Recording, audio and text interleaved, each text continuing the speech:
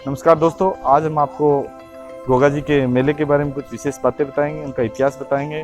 तो बहुत सी जानकारी आपको इस वीडियो के माध्यम से आपको दिखाई जाएगी। गोगा जी का जन्म स्थान कहाँ पे है और मेला कब भरेगा, किस तिथि को भरेगा, किस दिन मेले में सबसे ज़्यादा भीड़ रहती है। और आज पूरे ड्रोन के माध्यम से पूरे बाजार की आपको रिकॉर्डिंग दिखाई जाएगी। तो आप देखते रहिए हमारे साथ और हमारे चैनल पे और फेसबुक चैनल पे और यूट्यूब चैनल पे, और ज़्यादा से ज़्यादा आप शेयर करें। जय गोगा जी की, जय गोरखनाथ जी। धन्यवाद। गोगामेडी राजस्थान के लोक देवता गोगाजी चौहान की मान्यता राजस्थान, उत्तर प्रदेश, हरियाणा, हिमाचल प्रदेश, मध्य प्रदेश, गुजरात और दिल्ली जैसे राज्यों में बहुत समय से चली आ रही है। लोगों में गोगाजी की मान्यता इसलिए है कि गोगाजी पंथ पीरों में से एक प्रसिद्ध पीर तथा सांपों के देवता माने जाते हैं। गोगामेडी धाम जिसकी चर्चा हम अपने इस लेख में विस्तार पूर्वक करेंगे।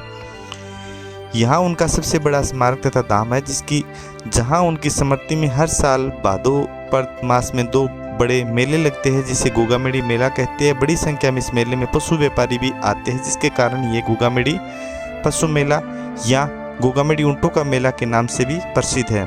राजस्थान के लोक तीर्थों में गोगामेडी तीर्थ का विशिष्ट स्थान है। लाखों लोगों का ये श्रद्धा स्थल है। हिंदू, मुस्लिम, सिख सभी धर्मों के लोग इस स्थान पर बड़ा महत्व है। सबसे पहले ये जानना जरूरी है कि गोगामेडी कहाँ पर है। गोगामेडी राजस्थान राज्य के हनुमानगढ़ जिले का एक शहर है। ये स्थान राजस्थान के नुहर कस्बे से लगभग 32 किलोमीटर दक्षिण तथा उत्तर रेलवे के सादुलपुर जंक्शन से हनुमानगढ़ जाने वाले रेल मार्ग का एक छोटा सा स्टेशन है। रेलवे स्टेशन से गोगामेडी मंदिर 1 किलोमीटर दूर उत्तर पश्चिम में है। गोगामेडी में गोगाजी की पवित्र समाधि के दर्शन, सेवा, बंदगी तथा समाधि भवन में प्रवेश के संबंध में किसी प्रकार का जातीय भेदभाव नहीं है। ऊंच नीच का भेदभाव मिटाने में लोक देवता की सबसे बड़ी विशेषता रही है। जातीय कट्टरपंथी को दूर करने में इनकी योगदान महान है। यहाँ हिंदू मुस्लिम पुजारी एक साथ पूजा करते हैं। इससे हिंदू मुस्लिम एकता झलक मेडी में भी दिखाई पड़ती है, जो मस्जिद नुमा बनी हुई है। गोगामेडी का निर्माण सर्वप्रथम गोगामेडी का निर्माण किसने कराया, ये महत्व स्थान का कब से आरंभ हुआ, इसका श्रेय अधिकारी कौन, इस संबंध में निश्चित कुछ भी कहा नहीं जा सकता। इस संबंध में कई किंवदंतियां प्रचलित है कि प्रथम किंवदंती के अनुसार गोगामेडी का निर्माता मोहम्मद गोरी था और गोरी ने गोगाजी की मनोती की कि यदि वह शत्रु से विजय हुआ तो यहाँ मेडी बनवाएगा। एक दूसरी धारणा के अनुसार मोहम्मद गोरी यहाँ युद्ध हुआ था। गोगाजी गुरु गोरखनाथ के परम शिष्य थे। उनका जन्म विक्रम संवत 1003 में चूरू जिले के ददरेवा गांव में हुआ था। सिद्ध वीर गोगादेव के जन्म स्थान राजस्थान के चूरू जिले में दत्ताखेड़ा ददरेवा में स्थित है। यहाँ पर सभी धर्म और संप्रदाय के लोग मत्था टेकने के लिए दूर दूर से आते हैं।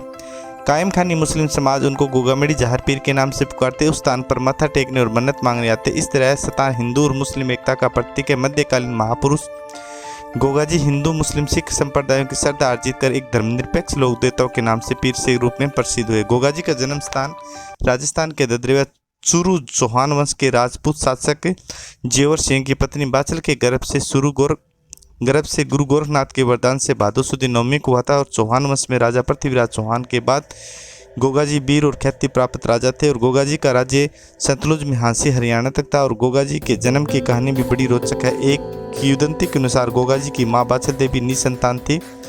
संतान प्राप्ति के सभी यत्न करने के बाद संतान सुख नहीं मिला और गुरु गोरखनाथ गोगामेडी के टीले पर तपस्या करते और बाचल देवी उनकी शरण में गई तथा गुरु गोरखनाथ ने उन्हें पुत्र प्राप्ति का वरदान दिया और कहा कि वे अपनी तपस्या पूरी होने के बाद ददरेवा आकर प्रसाद देंगे, जिसे ग्रहण कर उन्हें संतान की प्राप्ति होगी। तपस्या पूरी होने पर गुरु गोरखनाथ बाचल देवी के महल पहुंचे और दिनों बाचल देवी की सगी बहन काचल देवी अपनी बहन के पास आई हुई थी और गुरु गोरखनाथ से काचल देवी ने प्रसाद ग्रहण कर लिया और 2 दाने अनभिज्ञता से प्रसाद के रूप में खा गई। काचल देवी गर्भवती हो गई और बाचल देवी को जब ये पता चला तो वह पुनः गोरखनाथ की शरण में गई और गुरु बोले, देवी मेरा आशीर्वाद खाली नहीं जाएगा, तुम्हें पुत्र रत्न की प्राप्ति अवश्य होगी। गुरु गोरखनाथ के ने चमत्कार से गूगल नामक फल प्रसाद के रूप में दिया और प्रसाद खाकर बाचल देवी गर्भवती हो गई और तदुपरांत भादो माह के नवमी को गोगाजी का जन्म हुआ। गूगल फल के नाम से इनका नाम गोगाजी पड़ा। ये भाद्रपद मास में 2 बड़े मेले लगते हैं।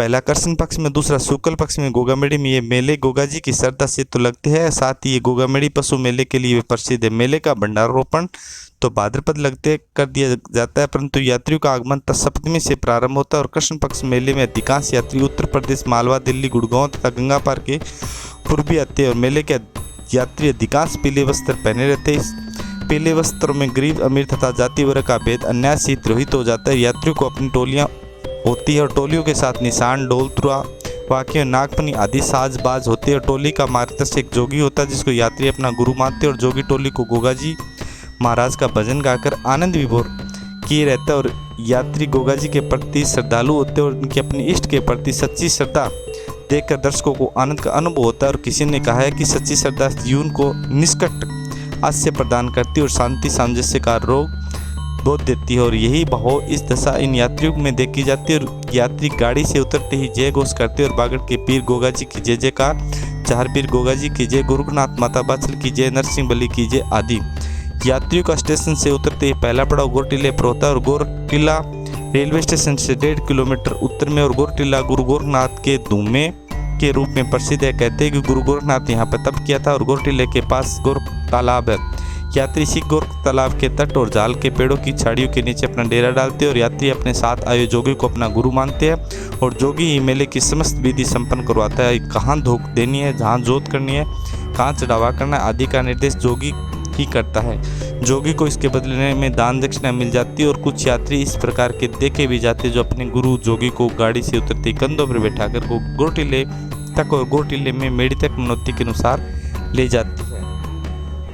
गोरटिल्ले पर यात्रियों का एक पड़ाव अष्टमी की रात्रि तक रहता है और नवमी की प्रातः सारा मेला गोगा मेड़ी की ओर चल पड़ता है। गोगा मेड़ी आकर यात्रियों को गोगा जी की समाधि के दर्शन की उत्कंठा बढ़ जाती है। उनको गोगा मेड़ी समाधि के सुविधा पूर्वक दर्शन हो सके इसलिए यात्रियों को पंक्तिबंद होकर खड़ा होना पड़ता है। यात्रियों की यह पंक्ति काफ़ी लंबी हो जाती है और पंक्तिबंद व्यक्तियों की पंक्ति गोगामेड़ी के मुख्य दरवाजे से लेकर गोरटिल्ला के मध्य तक सुनियोजित ढंग से लग जाती है। यात्रियों को ये लंबी पंक्ति ऐसे लगती है जो मानो ऊंची नीची लंबी दीवार को पीले रंग में पोत दिया गया हो, क्योंकि अधिकतर यात्री गोगामेड़ी में पीले वस्त्र धारण करके आते हैं और आगे पंक्ति में खड़े व्यक्ति को जब मेड़ी में समाधि के दर्शनार्थ प्रवेश मिल जाता है तो समाधि गोगामेड़ी के दर्शन पूजन और परिक्रमा कर लेते हैं, तब दूसरे यात्रियों को प्रवेश की सुविधा मिल जाती है।